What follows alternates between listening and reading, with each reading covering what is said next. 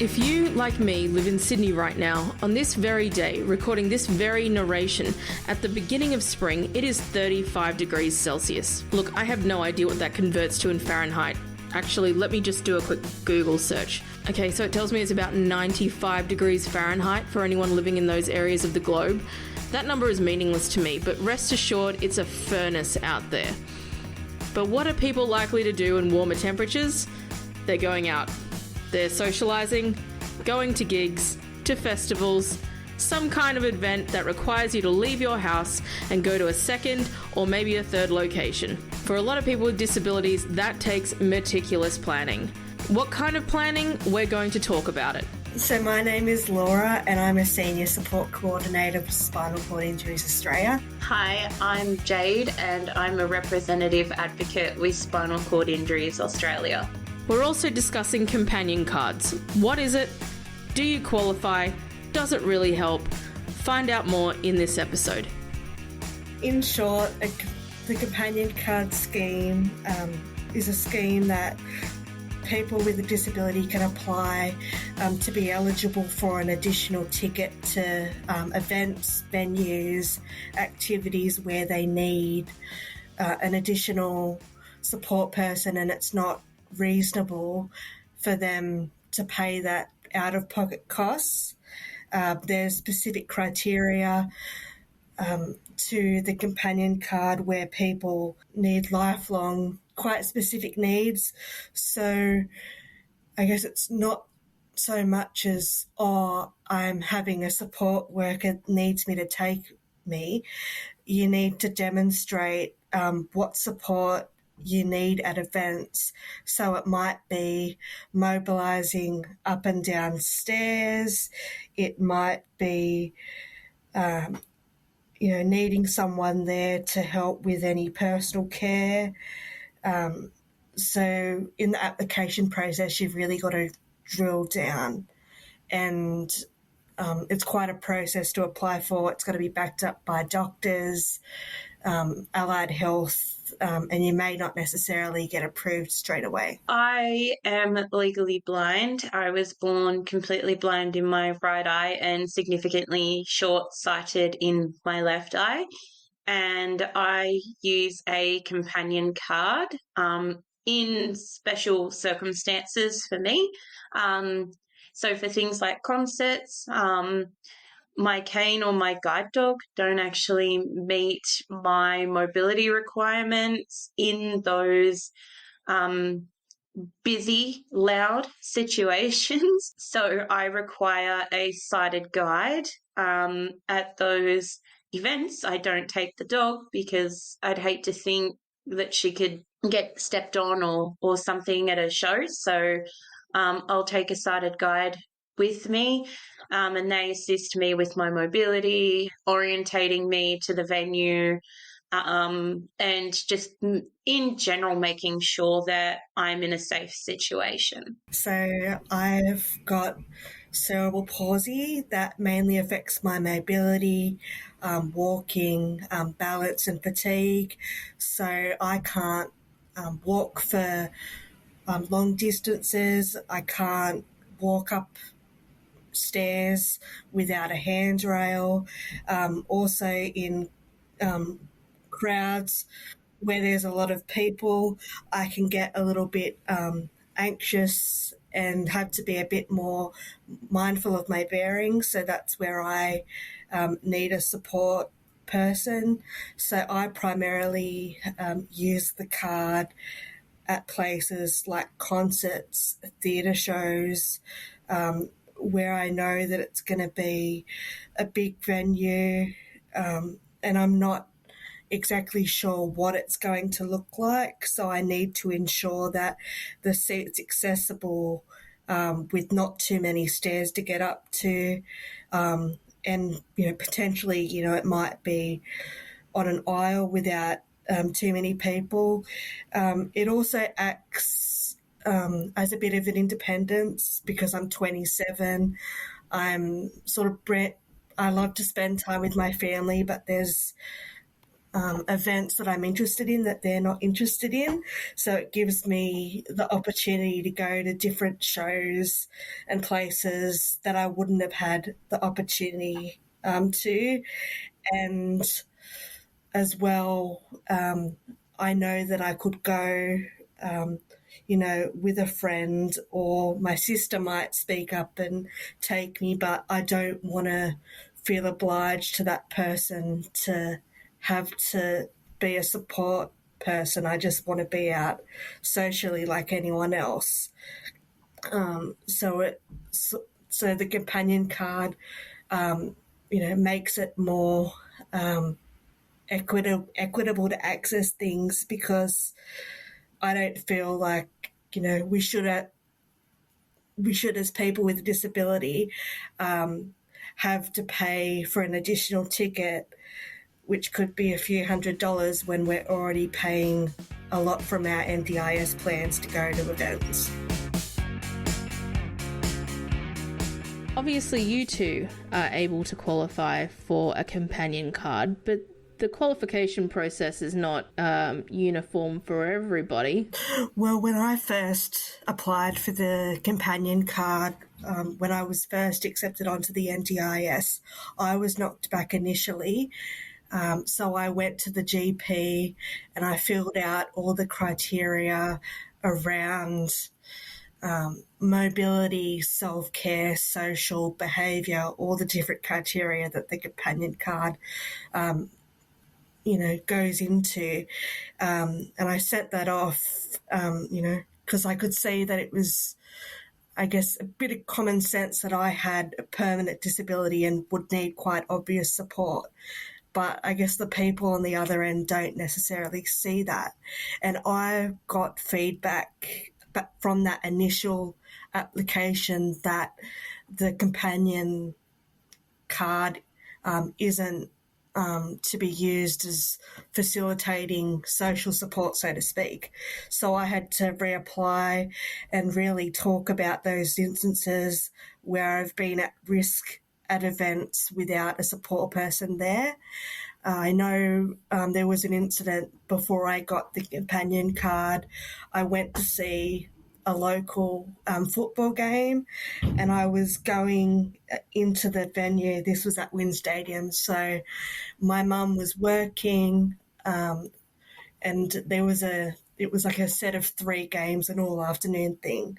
So I said to her, okay, I'm going to catch the bus in and see the earlier games, and then I'll meet you in after you get back from work. So I went into the venue, had my tickets there, but then when I got there, I realised that the seats that my mum and I had booked, they didn't have any handrails for me to get up on the stairs, so I physically couldn't get up to my seat, and I asked the security guard to help me, and they wouldn't help me. They said they weren't allowed. So they basically told me, okay, sit down here.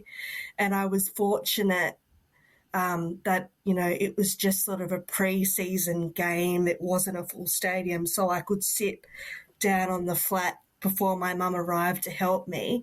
But it caused me a lot of anxiety thinking, what happens if I was just going somewhere on my own, or what happens if the stadium was full and someone came later on to get the seats. So the companion card provides a lot of reassurance that when I'm using it, they're going to book somewhere that's accessible. But I guess as my work as a support coordinator as well, it can cause my participants a lot of anxiety if they get rejected, because they feel that, they've got to tell their stories over and over, especially if they've got a new injury. And I think, people, on the other end, are treating it, more of a tick the box type scheme, and they're not thinking of like a person-centered approach. I got on the companion card scheme when I was 18, and My mum actually did all the paperwork. So I guess she was kind of all over it and had everything already. It's been amazing. It does take away from the anxiety that I feel about going to shows. I go to a lot of music festivals, and I love my live music. So the thought of potentially not being able to afford to buy two tickets, or the thought of, a friend or a family member that wants to go but can't afford to go because, even though they want to support me so that I can go, they can't afford to go. And it's this whole big thing. The companion card actually makes it easier for me to actually find somebody to support me at that event as well. Because honestly, like, as much as I adore my main support worker, I also don't want to be out and about all the time with a support worker either. Like, I want to go out, like Laura, I want to go out with my friends, and I want to enjoy things with my friends that we're all interested in. So that's really important to me. And I do know somebody who is totally blind, who is really struggling to get a companion card at the moment. And he's basically in the same boat as I am. And for some reason, they won't give him a companion card. And it kind of shocks me. It almost seems like it's whoever you get on the day, looking at your application and dependent on what mood they're in, and all that kind of stuff. Like, it just seems, it's definitely not uniform, but it also doesn't seem like it's super, like, rigid, because two people with the exact same needs, one could get on and one couldn't if they got the same person on a different day, or two different people. Or yeah, it just kind of boggles my mind a little bit. It's inconsistent. That's the word I was looking for. We all agree that companion cards are amazing, and they have obviously demonstrated that it has been able to change your life and being able to get out into a community. And like you say, you don't have to solely rely on your family to be there all the time. For every event, you can actually go with people who might want to actually go to the event that you want to go to, not out of obligation, but because they both, everybody wants to be at this event, right? In your opinions, what do you think needs to change about the application process of a companion card? So just thinking about the people that you either work with or know who haven't been able to be eligible for it, what do you think actually should be changing in your opinion? So I think the application form for the companion card is very clinical, and it doesn't really tell you, what you need to write to automatically get approved. It might just say it could be a doctor or it can be your OT, but it also depends on their experience and their understanding of the companion card. So it would be good for the website to have like a easy read guide or a link to some key points that need to be addressed in the application, so it becomes more consistent. So that way, if it gets knocked back, you've got specific feedback that you can circle back on and address, so it's not as long of a process.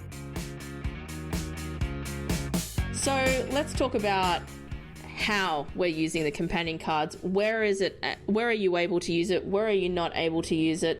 I think one of the, I guess, like, where I use my companion card, I use it at the cinema. You can use it at wildlife parks. There's actually a list that you can access on the website, and each state and territory has its own list. A lot of the time it's like aquatic centres and cinemas, wildlife parks, but also stadiums, arenas, theatres also accept the companion card, but not everywhere accepts it. It's kind of like an opt-in scheme, um, which can make it a little bit frustrating. But it seems that all the major venues and ticketing providers do offer it.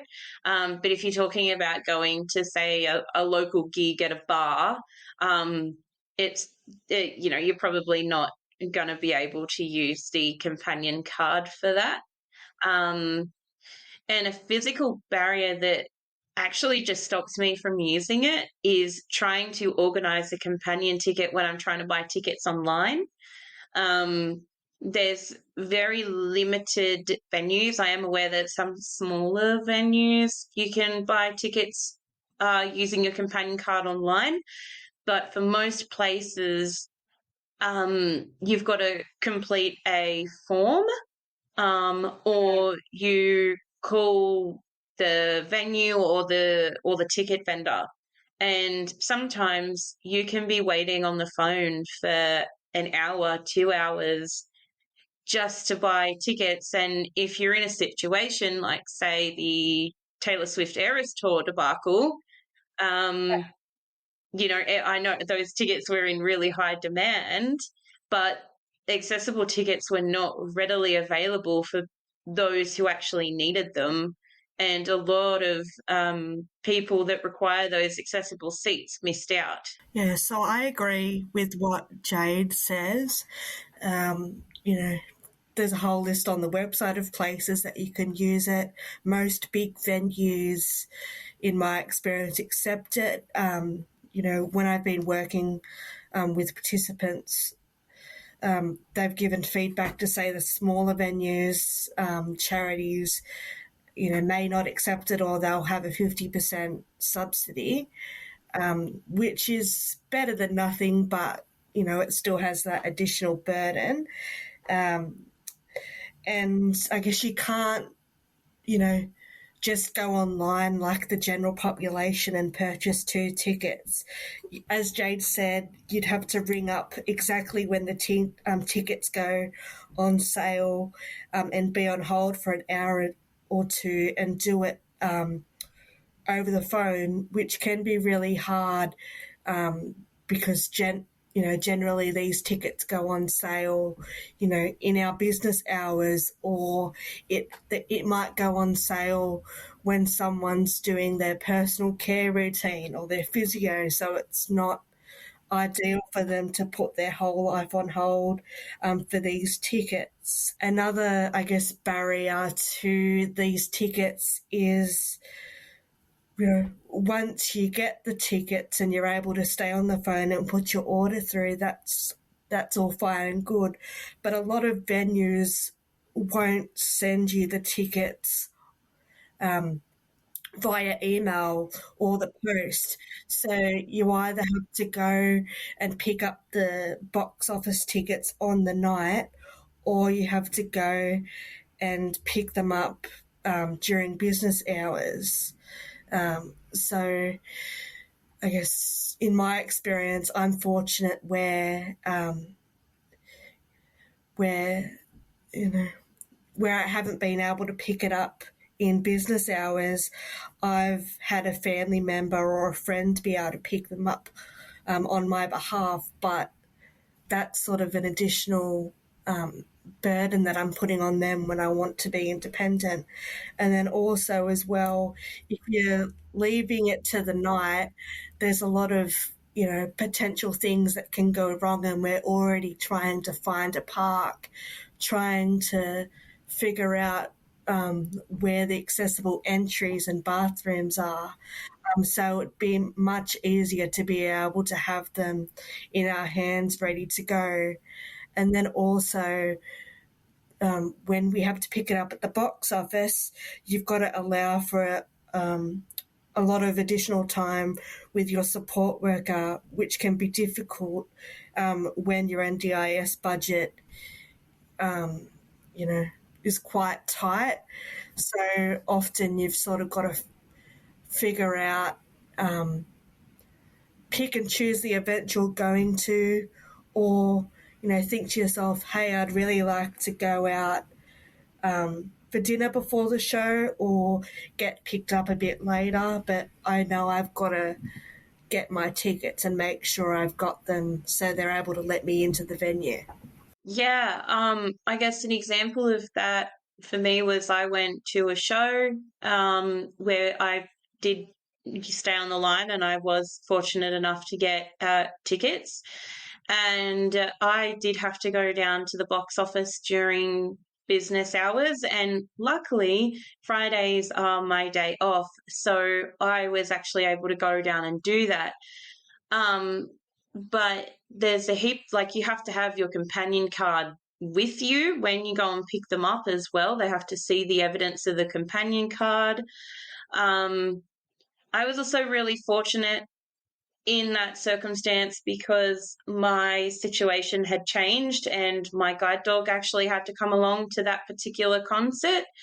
So I did have two seats where I didn't have to get up many stairs, but there was no room for the dog. So they were actually able to move me around and get me somewhere that was better suited for my new situation. And we were also able to access the accessible parking area. So that's where it worked in my favor.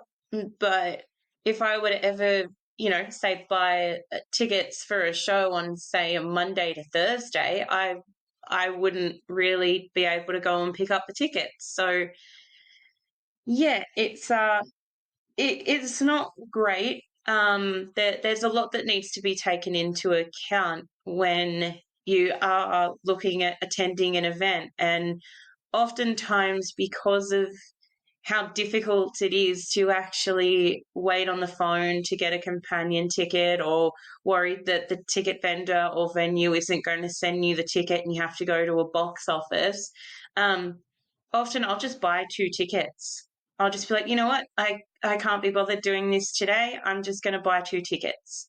What I'm finding as well, we've talked about how hard it is to use the companion card, and there's a lot of planning that goes into applying the companion card. So I'm not able to be spontaneous. If I see a show that comes up, say, tomorrow night, if I ring up, the accessible tickets may be taken.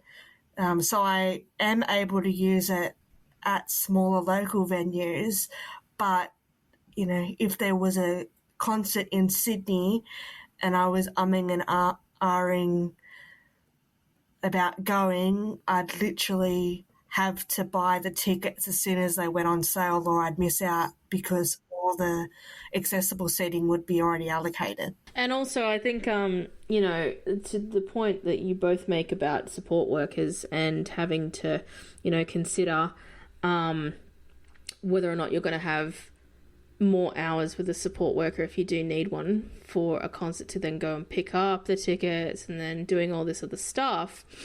Support workers are not cheap, and neither is the cost of transportation. And it could be like $500. So you're already spending extra amounts of your funding or out-of-pocket expenses just to be able to pick these tickets up in a way that would be just easier if they either mailed it to you or just emailed it to you, yeah? So let's talk about companion cards and group bookings, because you might have more than one friend, hey? You might have more than one friend that you want to go and see something with. It's that easy? I'm going to a concert in September, and I just didn't even bother with the companion card because there's 6 of us going. And I was like, I can't. But then also, if you've got the concern of needing the accessible seating on top of your companion card ticket, more often than not, they'll split you up from your group. They'll be like, yeah, you can have your care attendant with you, but that's it. Generally, I don't know if your experience is any different, Laura. Yeah, so I haven't had that experience too much. a lot of the time I've been able to book, 4 tickets, at once for like a theatre show for my family to supplement, I guess, the caring responsibilities, and it hasn't been a problem. But I had an issue recently, and it was at a venue where I hadn't had any issues before, and they said to me, "Oh, you can't book for accessible tickets there." And we had to put our foot down and say, well, one daughter's got cerebral palsy, the other one's got anxiety and doesn't like crowds, and the other lady that we're taking, has had a hip replacement, and then it went through fine, but then it's sort of embarrassing to disclose that information, and you don't want to tell everyone your life story. You should just be able to use the ticket without any questions asked. There seems to be a recurring theme that I've done with this podcast when we're coming along up against government-related stuff or something that has been either a program or a service or a scheme, where you're like constantly having to repeat your disability. And I guess to your point, Laura, it does become undignifying having to constantly repeat, even the application process, talking about personal care. And it's also exhausting because, I shouldn't have to explain to somebody every single time why I need a care attendant with me or something like that. Like, if my guide dog's not with me, I need support. And sometimes, even when my guide dog's with me, I need support. And it's kind of obvious why I need support. And it does get frustrating having to constantly repeat my story and my needs for any scheme or support that the government offers. I understand that they need evidence, but wouldn't it be great if they were all just linked and they all had access to a file on that person? They go, yeah, okay, cool. I mean, that might be my health record. I don't really know about you, but don't we have a centralized system where all of our medical related stuff is already there, where countless letters that our doctors have written over the course of the years? I mean, why can't we just tap into that? Or the NDIS? I'm sure that they have a central, Well, surely you should just be able to fill in a consent form. I think, as Jade was saying, it's quite tiresome to have to explain your disability when you're accessing these events, and it always, or not always, it sometimes makes you doubt yourself and think, am I worthy of this support? Like, am I too hard on myself? And I find it's a knock to our confidence a bit, because, like, on the outside, we're seen as like high functioning people in society.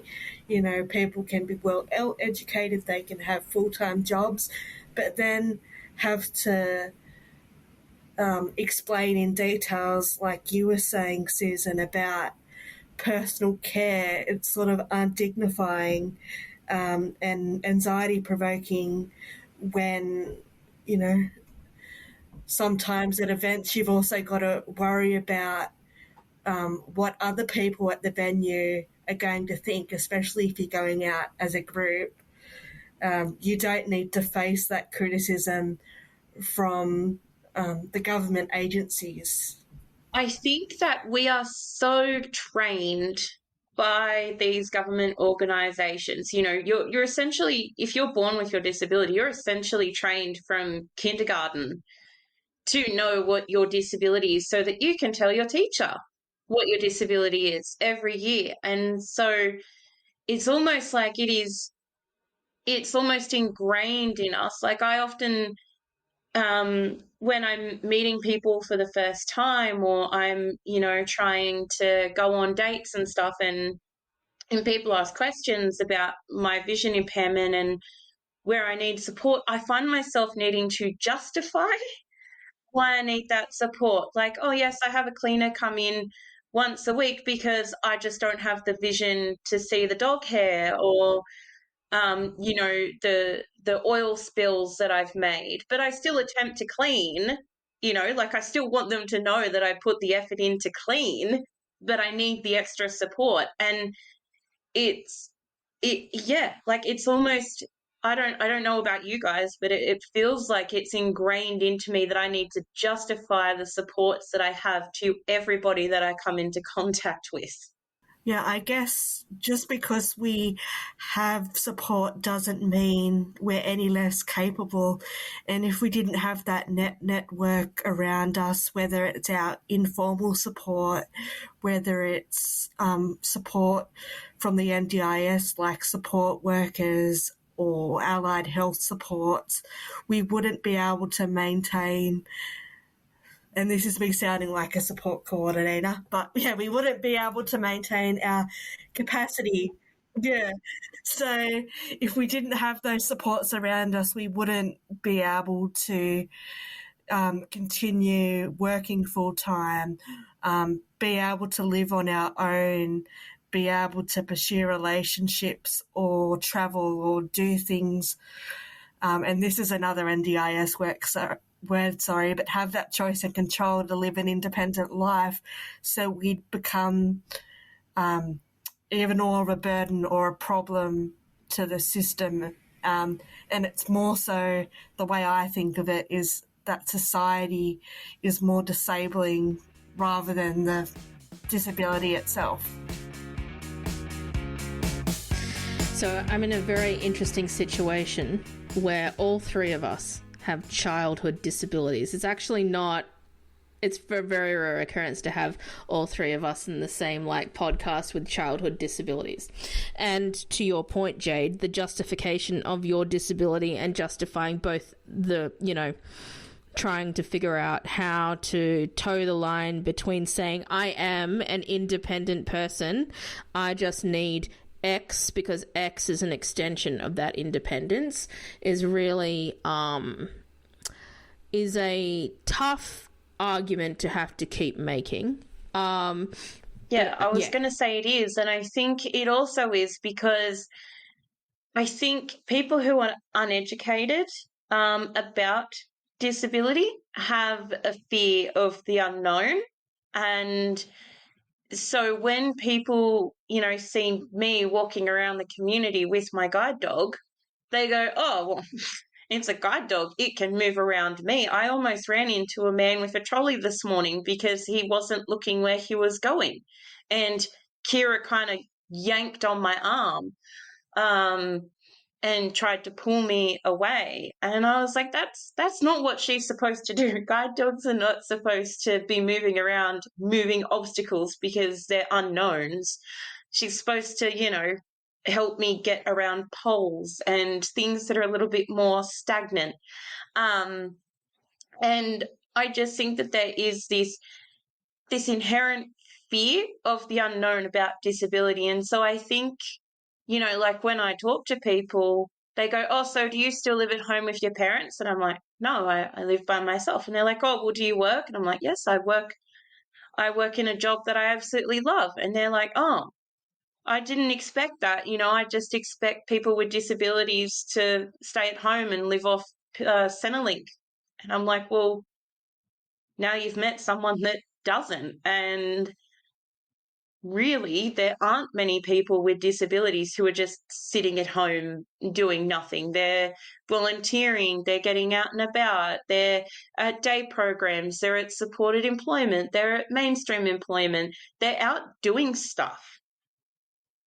And yeah, sorry, I've gone on a bit of a tangent here, but no, it's completely fair because it's about to, and I think that it's probably a good time to flick into, let's talk about the absolute non-spontaneous, absolute minutia planning when it comes to going out for a person with a disability.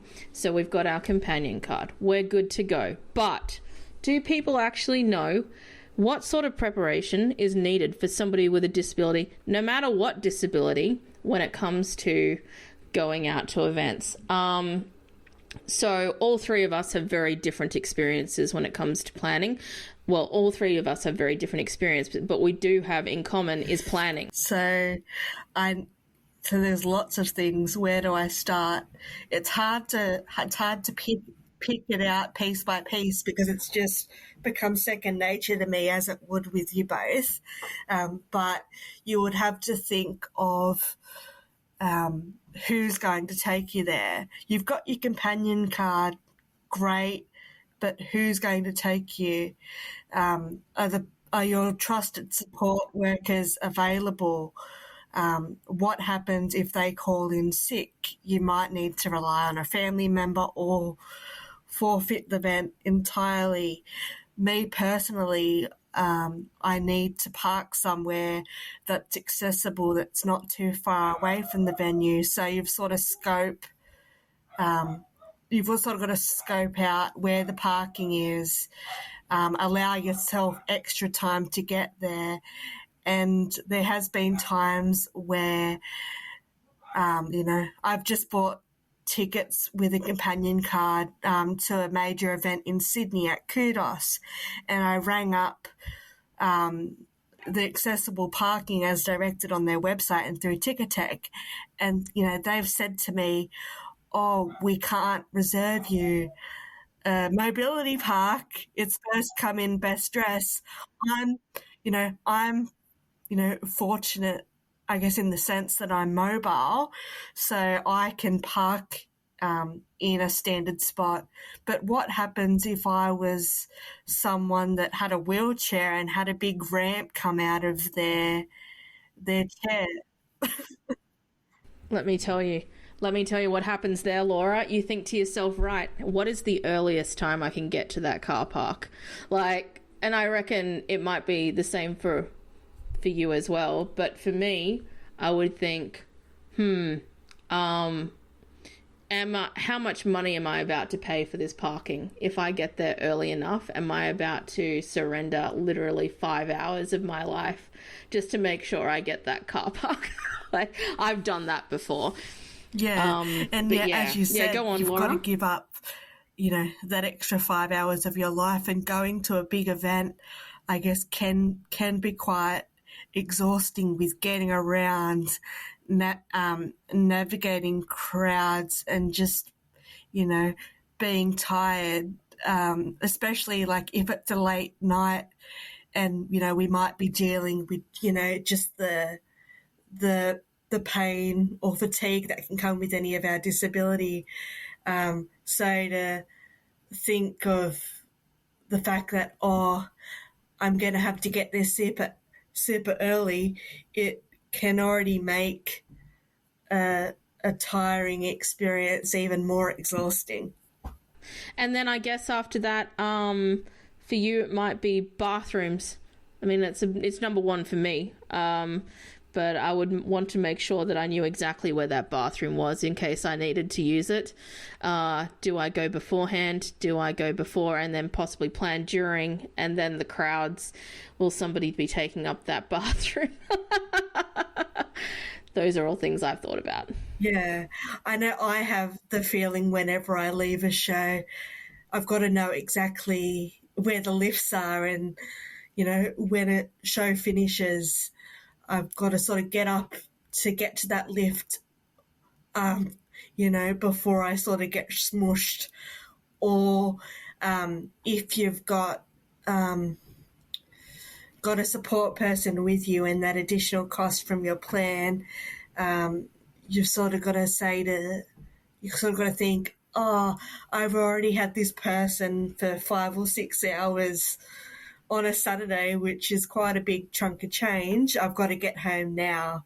So it can cause quite a bit of anxiety or frustration. And I don't know if you have it in the back of your mind, Jade or Susan, when you're out. You've got to plan before you get there. And then when you get there, you've got to sort of think about what's next. So when you're trying to to sit and enjoy the show, in the back of the mind, you'd be thinking, oh, how am I going to be getting out of here? It's going to be such a long drive home. So it sort of takes that, you're not able to focus 100% as if you were without a disability. Yeah, so I guess my experience would be a little bit different to you guys, as my disability is sensory. So yeah, it starts off the same kind of process as Laura, of who's going to take me. First of all, generally I don't buy tickets unless I've got somebody to take me already. But then I had it happen where the friend that I was meant to go to Knotfest with earlier in the year pulled out a couple of weeks beforehand, and I ended up having to go with my dad, which was very sweet. He retired from going to music festivals back in 2014, but he came back purely so that I didn't miss out. And the good thing about going with my dad was that he's also a planner. He likes to plan, so it was really cool. So we were like, okay, parking, it doesn't matter if we get an accessible park, we just need to get there early enough to get a park. So that's what happened. And that's generally what happens. I try to get to events a little bit early also, because I need to try and avoid the hordes of people if I can, and get a good viewing spot at the same time, because a lot of these concerts that I go to are general admission. So I'm going to see Evanescence in Brisbane next week. That's all general admission. So I didn't actually use my companion card to buy those tickets, because I ended up buying VIP tickets so that I could get early access, so that I could stand closer to the stage. Like, that's how intense my planning is on all of this. And it's even at a point where I've said to my sister, who will be my companion for the night, I said to her, we need to get there early. Like, we can't just get there a couple of minutes before doors. We need to get there like half an hour, 45 minutes, even an hour early. I don't care. We just, you know what I mean? Because I need to try and avoid the hordes. And Susan, I saw you at Gajira last year, and we were both in the same boat. We were both in a similar place in line, and there were hordes of people everywhere. And thankfully, they had an elevator up to the second floor, and I know that I was able to stand up on the second floor and avoid the mosh pit and stuff on the bottom floor. So it's even familiarizing yourself with the venues that you're going to as well. Where's the elevator? Where's the bathroom? Is security going to be present? Are you going to be drinking alcohol that night? Because I know Laura's been to a few local shows with me, and she knows that at the local shows I do like to have a sneaky few drinks, a sneaky bev. So then it's also, am I going to be having a sneaky bev that night? Is the person that I'm with safe to do that with as well? And then it's, for example, I will go to a concert, like it was evident at Knotfest. It was evident when I saw The Offspring in Sydney last year. As it neared the end of the night, we were moving further and further back in the crowd, closer to the exit gate, so that we could avoid the hordes getting out. So generally, I try to be first in and first out where I can, especially because those environments are dark. So I'm essentially completely blind when it's dark. And that adds a whole nother layer when you're battling thousands of people to get out of a dark venue, or to get out of a, Centennial Park at 10 o'clock at night. And those lights, those big floodlights that they use, are almost useless for me anyway, especially on uneven ground where I can't see if there's ditches or mud or a step up or something like that. So, yeah, first in, first out. And then on top of that, if it's an event that I don't feel comfortable taking my guide dog to, who's going to look after my guide dog for the day or for those few hours? Because she has separation anxiety. I can't just leave her at home. I have to give her anxiety medication and then leave her with someone. Otherwise, she just sits by the front door watching all the cars drive past looking sad. Um, so it's a whole big thing. And then on top of that, if I do want to be spontaneous, like say I want to go to the movies, that's something that I have to decide first thing in the day.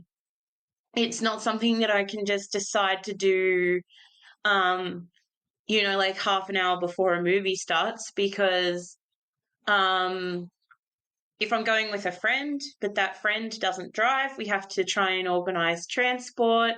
We have to book we have to get there early enough so that I can use my companion card for the movie ticket, because you Yeah, can't, because you can't even just get a code to get it you online. can't just use your companion card number to get a movie ticket online. Like there's actually and then it's on top of that, like, okay, well, do we go to an evening screening of a show and have, go and get the tickets early and then have dinner and then go back to the movie theater? Like it's this whole big process of planning to go out and do just about anything. Yeah, so you and I obviously went to that Gajira concert, as you said, Jade, and where you went upstairs, I went directly to the front. And so for me, I can't see anything if people are like in front of me even a little bit. So I just try and make sure that I am as close to the front as possible. And I guess very fortunate for the both of us, and maybe not that well known to people who don't really vibe with metal music, but the metal community is super accommodating for anybody. Oh, they're amazing. Who seem to have mobility issues, because there were people that were just like, get out of her way. Yeah, it's amazing. Like I've been to, festivals and stuff, and I've had my cane out, and metal fans, they're not looking and they step on my cane and they're like, oh my gosh, I'm so sorry. Did I damage it? Like, yeah. And I used to do wristbands for shows at my local uni bar, and while I was at uni, and I would do a wide variety of shows. And I found that the people going to the metal shows and the pop punk shows were so much nicer than the people going to like more mainstream music shows 100%. and much more understanding. They'd see my cane and they'd be like, okay, my arm's right here. And like, so what I'm hearing is that Laura's going to be coming with us to a lot of metal concerts coming up. Yeah. I'm missing out. No, she rocked up to a local metal show in a Jessica Mauboy shirt once. So, so let me ask you, as all of us have our disabilities lifelong, at what point for you, okay, no, maybe it's just me, I used to think that I could be spontaneous, and I used to think that I would have no problem with just doing things on the fly in an unfamiliar environment. And maybe it was because I was young and very confident when before my age now. But like for me, the day where I realized I couldn't find a bathroom and I was in an unfamiliar environment and I really needed to pee and I didn't know where to go, that was when, for me, it all clicked and I was like, no, I can't go anywhere spontaneously anymore. Did you guys have you guys had a very similar situation, or have you always just been like solid planners? For me, it's shopping centres. I know it's not necessarily events, but shopping centres. The first time I went to Miranda Fair, that was really, really stressful. I was with a support worker who also didn't know her way around Miranda Fair. And so we spent hours and hours just wandering around trying to look for these specific shops that aren't in Wollongong. And I was exhausted at the end of the day, and I was like, right, that's it. I am never going anywhere without planning again because I am exhausted. The lights in shopping centres are just awful. They're either too bright or they're too dim. I can't win. So I try to limit my time in shopping centres as much as I can. But yeah, I would say that that was probably the point where I was like, right, if I want to go and do something that isn't just, popping to get some bread and milk or going to get my nails done, I really need to go and I need to plan, especially if I'm going to places up in Sydney, because I find Sydney, as much as I love going to Sydney, because I love being able to go to places like Dangerfield and Utopia Records in the city and all that kind of stuff, it is incredibly overwhelming just because I'm not super familiar with the area and there's just people everywhere. I guess there's not a specific point in time where I've had to become a planner and not being able to be spontaneous. I think I've always been quite organised. I've always been, from a young age, I've always had people looking out for me and doing that planning for me. But I think at the stage where it clicked and it said, oh, what now, where you've had to sort of start thinking about is that incident we spoke of earlier when I was applying for the companion card, and I wasn't able to get up the stairs because the security guard was unwilling to help me. I think it became more of a problem with me when we get to that age, where, it sort of feels like we're othered, so to speak. So there's some venues where, I automatically feel really comfortable, like at the local venue, Diamond Dogs, which has also been great for Jade. I regularly go to bingo and, the host there knows to put me right up, on a lower table, somewhere with a bit more space. But there's been other venues or people that I've encountered where they don't have quite as good of an understanding of disability, because my disability can look invisible, so to speak, if I wasn't mobile and I was just sitting down. So those instances where I've received, looks or comments from people, that sort of turns me more into a planner, because, I've sort of got to think, what do I need to do, or how do I need to act to make this outing look as normal as possible, so I'm just seen as a young person going out, rather than look at that person with a disability.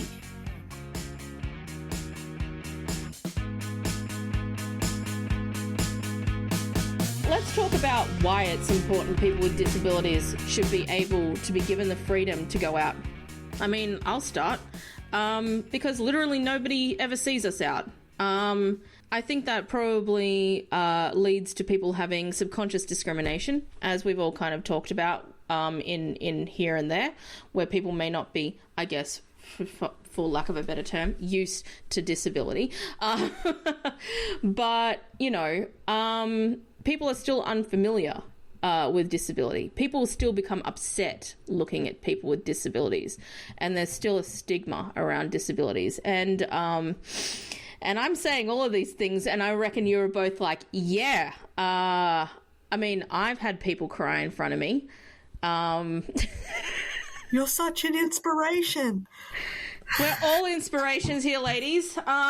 Or even I was shopping today, and I had my guide dog with me, and she sniffed a random lady, and she's gone, "No, I can't pat you. Can I pat her?" No, like it's like this whole. It's I think it's so important to be out and about for the community's benefit, because I think it is important that we are seen and we are heard, but also that we're seen as individuals, because I know that I've been out and I see content creators going out in groups with other people with disabilities. And so I think maybe there might be this stigma that, oh, well, we kind of flock together. It's like people with disabilities are only friends with people with disabilities. But that's not necessarily, there's nothing wrong with that, but it's also not necessarily true either. Like, when Laura and I go out to drag bingo or something, we're going out with Laura's family or some of our mutual friends, that don't have a disability. Or but I also think that it's good for us as individuals, for our mental health as well, because I'm going to go into a bit of social work theory here, but Maslow's hierarchy of need, that social interaction is one of the most important basic human needs that everybody has, disability or not. So I think that being able to access the community, even if it's just going and doing the groceries and conversing with the cashier for a couple of minutes, is better than doing your online groceries and having them delivered to your front door. Because at least you're getting some kind of social interaction, regardless of whether you're doing that independently or with a support person. I don't know if that makes sense, but in my head, it makes sense. I'm glad that you've brought up Maslow's hierarchy of needs. I mean, it's about time somebody has, but it's very accurate, right? Because even going out, for me, I do long distance wheeling, and there are times, and I don't know if you guys feel the same way, but a part of me is like, I might be the only person that person's ever seen that has a disability. And so I am glad I'm out here to literally represent the community to make sure that they see it. Yeah, well, even I've just made a new friend, and they were like, "You're the first person." They're 31. They're the first. I am the first person that uses a guide dog that they have ever met or seen out in the community in their 31 years of life. And that blows my mind, because I'm, I spend a lot of time with my friends who have guide dogs. We get together and we have, the dogs play, and we have a couple of drinks and something to eat, and it's great fun. Like, there's so many guide dog users across the country that it just, plus all the dogs that are in training, it just boggles my mind that there are people out there in their 30s that have never seen a working guide dog out in the community. Yeah, and I think going back to what Susan was saying, if people saw people out with disabilities living their life, it might get the clocks ticking in the back of their brain, especially with people that I'm working with that have a spinal cord injury that have just acquired their disability. There's a lot of shame and stigma with that disability because they think about who they used to be. So if a family member or them themselves saw someone out at a show or an event with a disability, it can sort of encourage them to go out and do the same things, or this person's doing something, how about I give it a go? And then also I think if more people went out with a disability, it would build education, I guess, in terms of the venues to make it more accessible. So, in the grand scheme of things, it might, improve policies or processes if there was to be a new event or a venue pop up. I mean, at the end of the day, we need more campaigning for disability independence, I think. Oh, 100%. And I think, I've been in situations where I've been asked where my carer is, and I'm like, I don't need a carer. I'm just out here ordering some sushi. I don't need a carer to do that. So yeah, I think that there is this inherent this societal view that people with disabilities constantly need that care and support, and that there's no way they can be independent. Yeah. I guess circling back to the companion card, although it can be difficult and it does have its hiccups, it's definitely worth persevering the application and using it where you can, because it's given me access to a lot more events and venues that I wouldn't have had the opportunities to. Coming back to being out and about in society, but also an advocacy side of things, I'm going to plug some advocacy here. If you feel like someone is patronizing you or discriminating against you in any way, it is totally okay to say that's really uncalled for. Or don't you think that that was a little bit rude to say? Or, you know what, I'm really not comfortable with that question. It is 100% to say that. Never, ever, ever feel obliged to answer people's questions or accept people's help, especially because sometimes people do offer help. And I know that Susan and I have had conversations about this when we don't actually need the help, and actually their help would hinder us rather than help us. So, don't if you need the help, don't be afraid to accept the help. But if you don't need the help, it's not necessarily rude to say thank you, but I'm okay. This episode of Have the Nerve was written, edited and produced by me, Susan Wood. If you want any information on our NDIS support coordination or policy and advocacy services, visit scia.org.au. And while you're there, go and check out our resource hub. If you're listening to this on Spotify or Apple Podcasts, give us a 5-star review. And even if you're not, tell at least one person about this podcast. I mean, is it consistently on schedule? No, not really. But do you feel like you have new information? I hope so. And surely that's worth sharing, right? Right? Thanks for listening.